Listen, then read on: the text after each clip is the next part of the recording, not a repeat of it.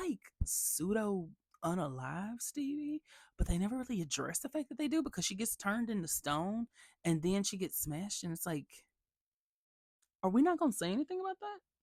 Hello, hello, hello, everybody. How are y'all doing? Welcome to this week's video. Listen, as you can see, I'm trying to put some stuff like on the wall so it's not just like a bare wall, because I realized one day I was like, these people are just looking at bare walls and then like my face. So I'm trying to fix it. Okay, just give me a minute to figure out what I want to put up there. I actually got this done at SeaWorld. That was the first time I had ever been to SeaWorld, was last year when I went to go see the Charmed ones in San Antonio. And I got this done at SeaWorld. And when I tell you, it was so fun. It looks, you know, it looks, but I love it. I love it. It's a caricature. It's supposed to look like that. But anyway, so this week's topic is going to be a little bit different because I ran a poll on Patreon and asked everyone if we should have a Charmed related video or if we should do something a little bit different. And it was like a little bit closer than I thought it was going to be, but we did win out on having a different topic other than Charmed, because if you don't know, I am trying to incorporate other things into the channel, like, this, like just having discussion about other things. So one of the things that I wanted to do was talk about Wizards of Waverly Place, because this past week for some reason there was just a bunch of random like Wizards of Waverly Place like discourse going on, and I ended up talking about it in one of my lives where I was discussing some of my favorite magic systems. And if you like to listen to that, then you can go to the Power of G podcast and you can listen to the audio version, or you can go to my Patreon and you can watch the video version of that live for free. But anyway, in all of that, we started talking about the wizard competition and just kind of like how messed up it is, but also just how much potential for story there is. And with this video, I kind of want to do, I don't want to do a rewrite specifically of like Wizards of Waverly Place, but more I kind of want to create a story within this universe. So it's kind of me like proposing a brand new show almost, but because I as much as I think they could have gone there with Alex and Justin and Max, but I don't know, I kind of want it to be something fresh and different. And if you don't know, I think the reason that a lot of Wizards of Waverly Place discourse has been going on is because recently we saw the like pilot episode or a part of the pilot episode of Wizards Beyond Waverly Place, which I have my own thoughts about that. And I think that I'll probably make that into like a separate, maybe a TikTok or something. I don't know if I'm going to make that into a video or a TikTok, but I do want to talk about that at some point because I'm not a happy camper with it. But I also realize that I am not the target demographic with it. So it really doesn't matter if I am a happy camper or not. But before we get started, I want to give a shout out to my beautiful, lovely patrons on Patreon. These people support me. They lift me up. They take me from here to yonder. And they are the reason that I'm able to sit here and talk to y'all about these things. So, of course, I want to give them a shout out. And if you or somebody you know would like to join the Patreon and become a part of the coven, then please feel free to head on over to Power of G, where you can get early access to videos. You can get exclusive videos. And you get a whole host of features like our current Charmed rewatch that we're doing every weekend. So if you're not familiar with Wizards of Waverly Place, it's a Disney Channel show that aired from 2007 to 2012, and it starred David Henry, it starred Selena Gomez, and Jake T. Austin. And they played the wizard siblings, Justin, Alex, and Max. And the premise of the show is that they're in training wizards, and when they reach adulthood, they're going to have a wizard competition, and that's going to determine which one of them is going to be able to keep the family magic. So when they become adults, only one of them is going to be able to be a wizard. The other two are going to become human, and they're going to live out their days as a human person.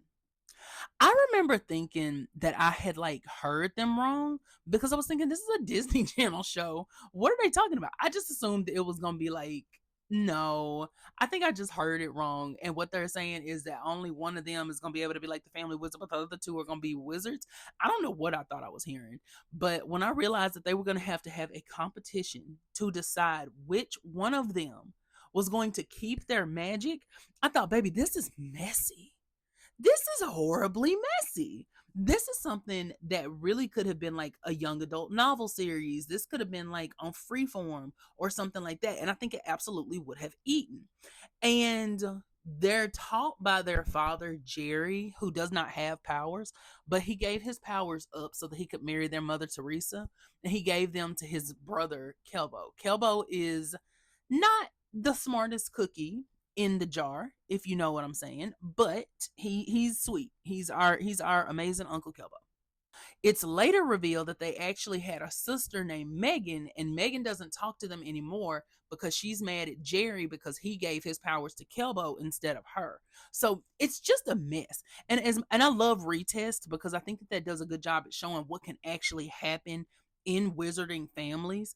And Megan is upset because she put in so much hard work. She's basically just like an adult Alex, but she's mad because she put in so much hard work, and then Jerry basically just like spit in her face and said, well, I'm gonna go ahead and give it to Kelbo. Now, I do agree with what Jerry said that Kelbo's life without magic probably would have been a disaster. Now to get you 10. Do I think that he was kind of, enabling him? Yeah, but also Kelbo again is not Kelbo makes Max almost look smart. And that's a feat. That is a feat.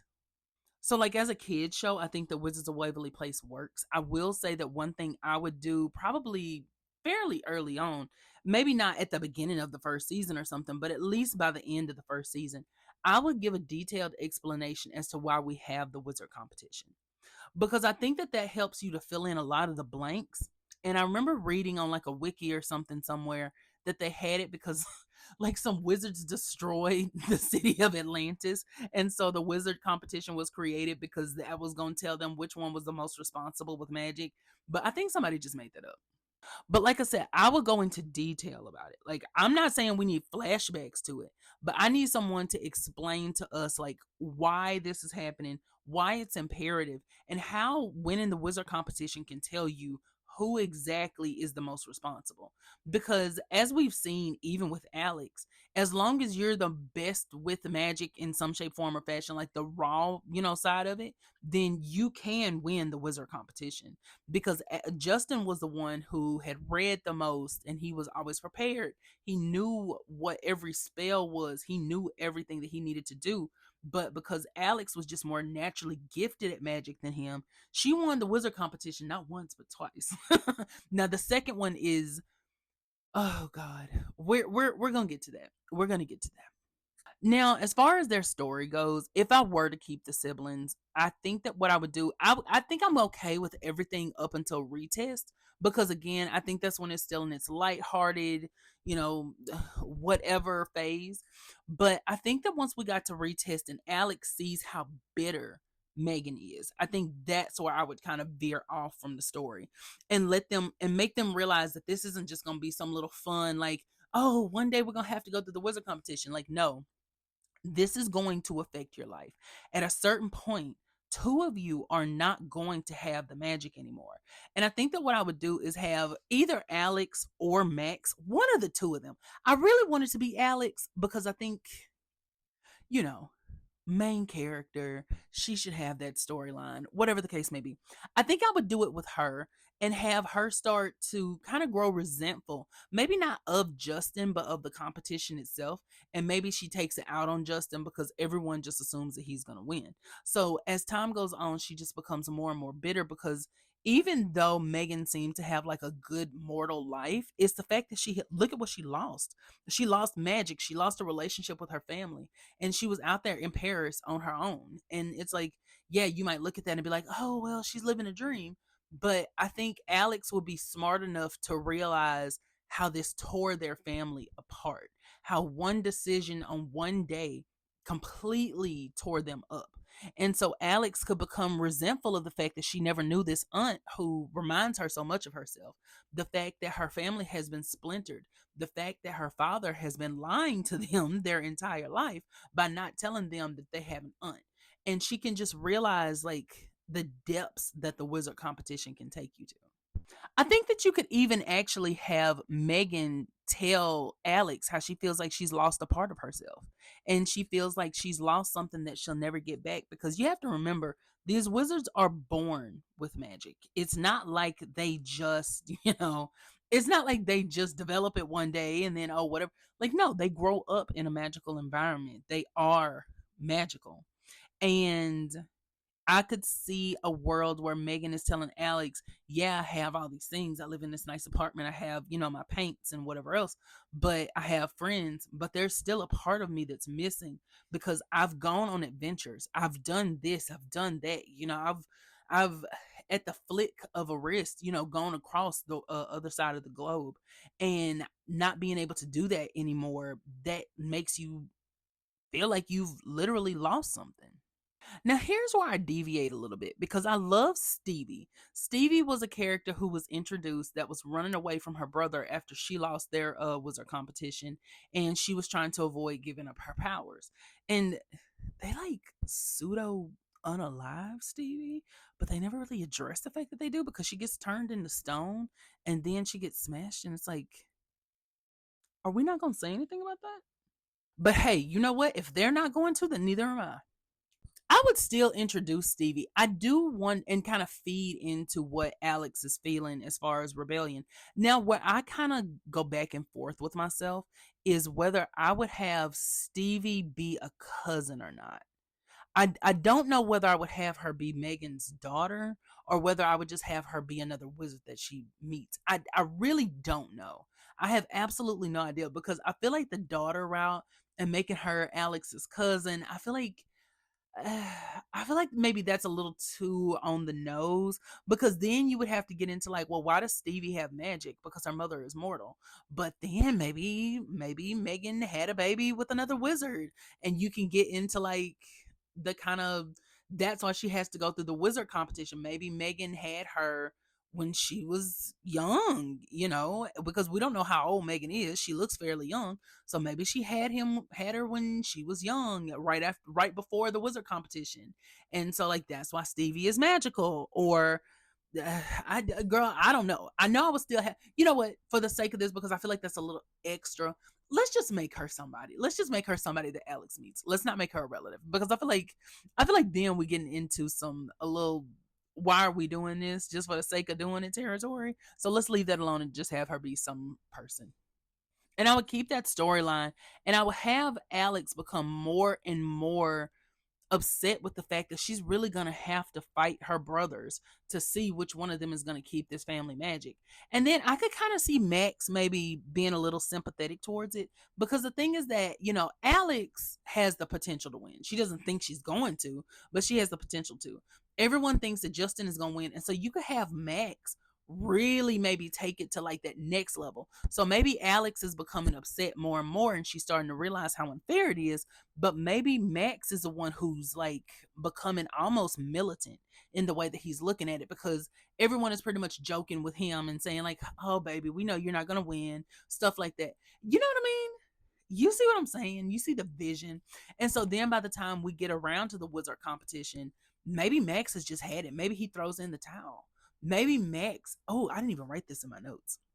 Maybe Max just completely goes like, now mind you, this is not a Disney Channel show for my, like rewrite. But maybe Max just completely refuses to participate and he runs off. And so now everyone's trying to figure out like what happens if, Max doesn't show up. And I don't know whether I would make the stakes that the wizard competition just can't happen. And so the Russo family wizard isn't going to be chosen. But I could see Max, maybe Max is smarter than they think, and he's been learning different spells and he knows how to cloak himself. So maybe he's cloaked himself to the point where even once they do the wizard competition, he's still going to retain his powers. Hmm, that could be a little messy. That could be messy. I feel like that's a little extra, but I feel like that could be messy. And then maybe Justin and Alex have the competition. Alex wins, and then they wonder whatever happened to Max, and then Max comes back. And then you can go through a season where Justin doesn't have magic to help anymore. It's all on Alex. And now we're getting down to Alex versus Max, right? And so Alex Mac. And so then you can get into Max saying, look at what they've done to us.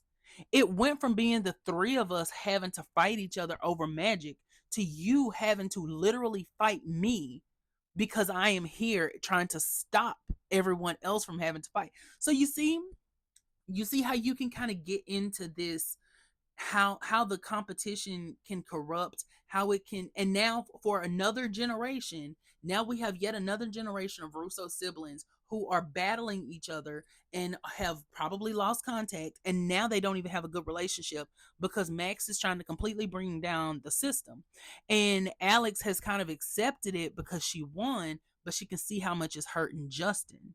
So yeah, I like at this point I'm thinking maybe Max and Alex can do a cute little team up. Maybe they decide to put their collective powers together and then share them among the three of them. So now we have this unprecedented situation where we have three wizard siblings who still have their magic in adulthood after their competition because they've decided to share their collective magic. Hmm, that could be interesting. That could be very, very interesting. Now, there is one thing that I think I would do in this scenario that maybe would be a little counterproductive. But now all three siblings keep their magic, right? I wouldn't throw Max in like wizard jail or anything like that. I would let all three of them keep their powers, but I would also have the wizard government let them know, baby, you ain't changed nothing.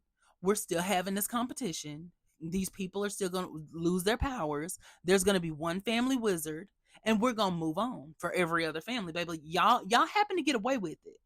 But trust and believe, we have systems in place now. And so like now they have like, I don't know, maybe the wands have a tracking device in them or something, but they don't tell them what it is, but the wands have a tracking device in it. And so, like, every time people use magic, even if they cloak themselves, they can be found through their wand signature.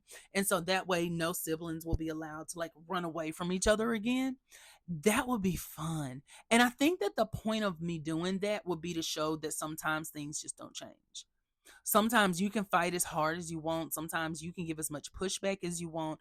Things just aren't going to change because that's just how they are. And when an institution is trying to keep something the same way for their own benefit, that's how it's going to progress. That's how it's going to go. And I think that ended with E. Now I do think it would be good to show that they've inspired other families to maybe try to fight back. But again, I think it would be very, very imperative for their story to show that you can fight hard and sometimes maybe you just don't win. Sometimes things just are as they always have been. You know, I like that. I like that. I think that will be a good story. I really do. And I know this was a little different video. I know it was a little maybe off the topic or whatever else, but I loved it. Honestly, I love thinking about what I would do with this with the wizard competition because I think it has so much potential for drama. I mean, you've got family drama, you've got relationship drama. You would have so many things because if these people aren't wizards, they can't be with certain people or entities or beings or whatever. And so I just think that this story is has such a good potential for drama. And that's why I really wanted to talk about it today. So please remember to leave a comment on the video, like and subscribe. It would really help me and the channel out. Head on over to my merch store so you can get some merch. The link is in the description. And then you can head on over to the Power of G podcast where you can listen to all my previous lives where I've talked about the wizard competition or just Charmed or whatever else. You can listen to the audio version of that. And if you'd like to consider supporting me on Patreon, then please feel free to head on over to my Patreon, Power of G. We have many tiers. We've got 3 tiers right now: a $1 tier, a $3 tier, and a $7 tier. The $7 tier, you can get a free trial, a 1 week of a free trial on. And like I said, you get access to everything. So head on over there, see what you like, and hopefully I get a chance to see you there. So, y'all, I'm gonna wrap this video up. If you have any ways that you would rewrite the competition, then please feel free to leave it in the comments below. I cannot wait to hear what you would do with this. So, until I hear from you, I will see y'all later. Y'all have a great day. Y'all have a great morning, afternoon, evening, whatever it is. And I will see y'all later. Bye. Will set us free. The power of G will set us free.